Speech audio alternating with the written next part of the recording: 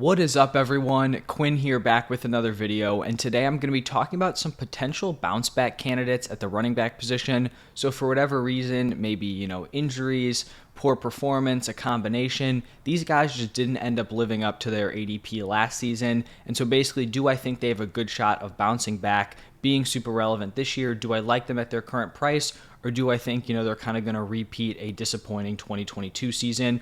So I want to know what your guys' thoughts are on these players down below in the comment section. So let me hear it. And then if you enjoy the content, hit that like button and subscribe to the channel. But let's jump into my first bounce back candidate. It's going to be Jonathan Taylor. He was pretty much the consensus #1 pick for most people last season.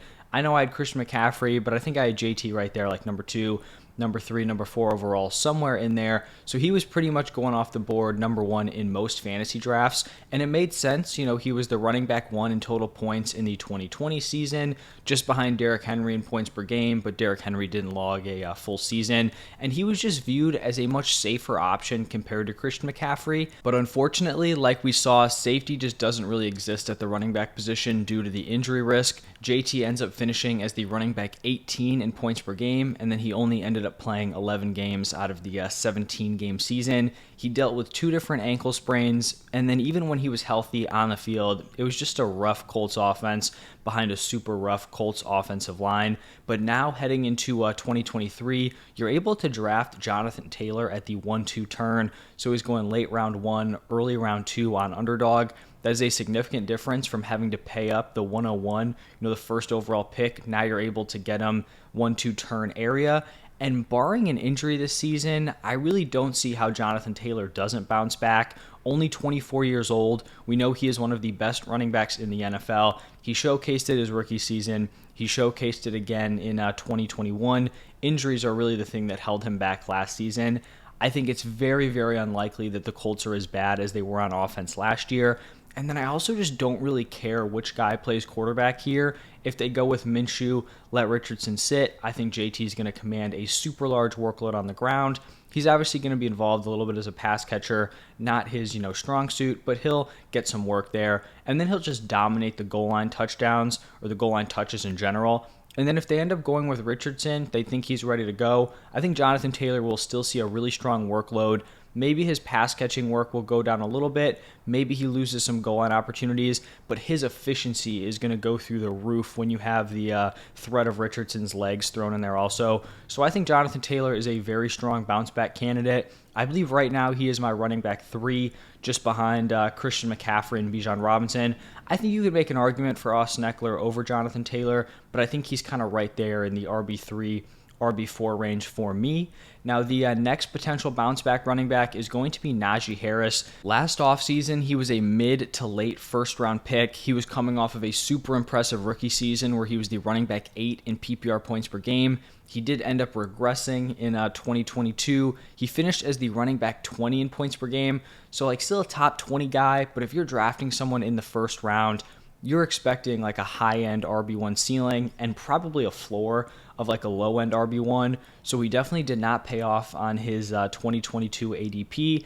And Najee's season overall was interesting because he actually played in all 17 games, but he suffered a Liz Frank injury during the preseason, which kind of seemed to limit him throughout the season. It seemed to cap his overall ability, his athleticism, and then also capped his workload throughout the season.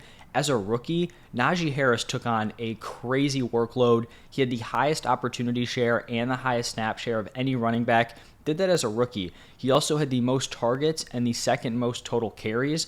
Then in 2022, he saw some, serious fall-offs in that area. He was 11th in snap share, 10th in opportunity share, 5th in carries, and then a big fall off from number 1 in targets to 18th in targets last season.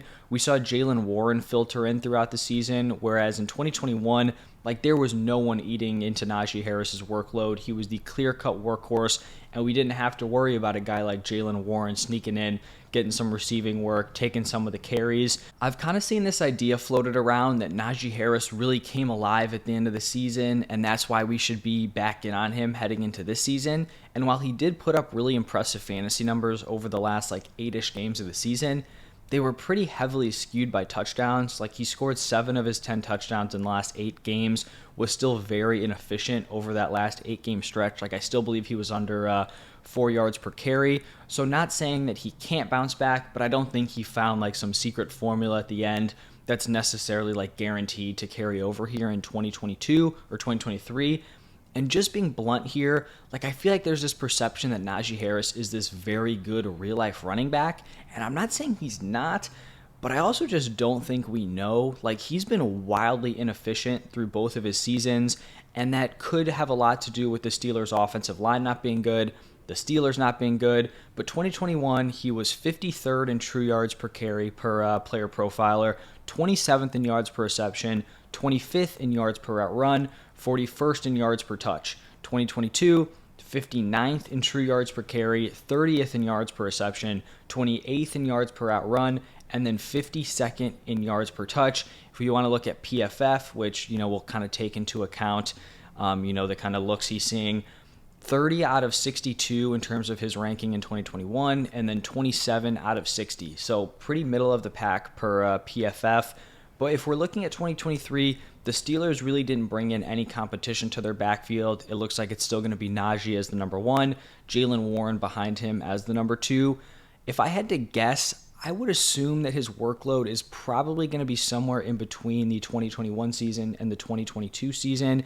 If the Steelers' offense gets a bump, Najee's able to stay healthy, he's not going into the season with an injury, I do think he's a solid bounce back candidate here. I've talked about it a bunch. You don't necessarily need to be a great NFL running back to deliver great fantasy production. Like I said, his rookie year, it's not like he was this crazy efficient, super effective running back, and he still was the RB8 in points per game. So I do think he's actually a fair price at his current value. On Underdog, he's going off the board as the running back 13 at the 3-4 turn. I think that makes sense. I think I have Jahmyr Gibbs ahead of him, who's my RB11 or RB12. I think it's probably a legit conversation between a guy like Najee Harris or Travis Etienne, so I think he is a fair value there at the 3-4 turn. Now, the next 2 guys, I don't know if it's necessarily fair to call them like bounce backs because they were just super affected by injuries this past season, but I guess Jonathan Taylor was kind of the same thing. So I've got J.K. Dobbins and Javonte Williams. Let's start it off with J.K. Dobbins here. Heading into 2022, he was coming off missing the entire 2021 season with a ACL tear. He was being picked somewhere in like the round 4 area. I think he might have started slipping to like 5, 6 later in the offseason when it didn't look like he was going to be ready to go in week 1. He ended up being the running back 33 in PPR points per game in the 8 games that he did play in. So he missed the first couple games of the season. Then he kind of returned, struggled to produce. Then he missed 7 more games after getting a cleanup for that ACL tear. So he had another, I think, like more minor knee surgery just to clean it up.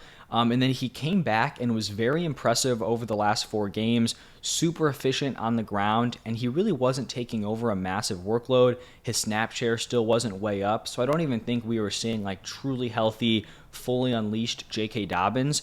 Now, heading into the 2023 season, he is going to be 2 years removed from that initial ACL tear, and I really like J.K. Dobbins as someone who can have a really nice bounce back this season. He's a guy I think I talked about as a must-draft running back, so I am very in on J.K. Dobbins this year. Now, the other guy I mentioned, Javonte Williams, he was going at the 2-3 turn heading into last season, played in 4 games before tearing his ACL. Now, Javonte Williams definitely kind of has a more concerning timetable. Like I said, J.K. Dobbins, 2 years removed. He's kind of like in the situation J.K. Dobbins was in heading into last season, where he had a more brutal ACL tear than just like the clean Breece Hall one. So there have been reports that he won't be ready by week 1. Then we saw Sean Payton come out and said that he expects him to be ready for training camp. To be totally honest, like that's probably a positive report. I mean, it's definitely a positive report, but I just don't really think I'm buying into it there. But I still think even if he's not ready to go week 1, I think he's worth a shot at the running back 29. If he can get healthy, I think he's walking into a great situation here with the Broncos. With Sean Payton as the coach, I think they're going to want to establish the run to kind of help out Russell Wilson. They upgraded their offensive line. I think he would be very interesting once he's healthy. And even if he's kind of limited the first half of the season, you could be getting a potential RB1 for the back half of the season at a mid-tier running back 3 price. So I think health is the big factor for Javonte. If he can get healthy, I think he will be a great bounce back candidate. Probably not fair to list him as a bounce back because he only played in 4 games last year, but I really don't think there were that many running backs who like totally fell off last year and then are now being expected to bounce back in a big way like JT and Najee Harris. So that is going to wrap it up for my bounce back candidates. I like Jonathan Taylor as a bounce back. Same thing with Najee Harris. I think he's fair. Really like J.K. Dobbins, and I'm also a fan of Javonte Williams at his current price.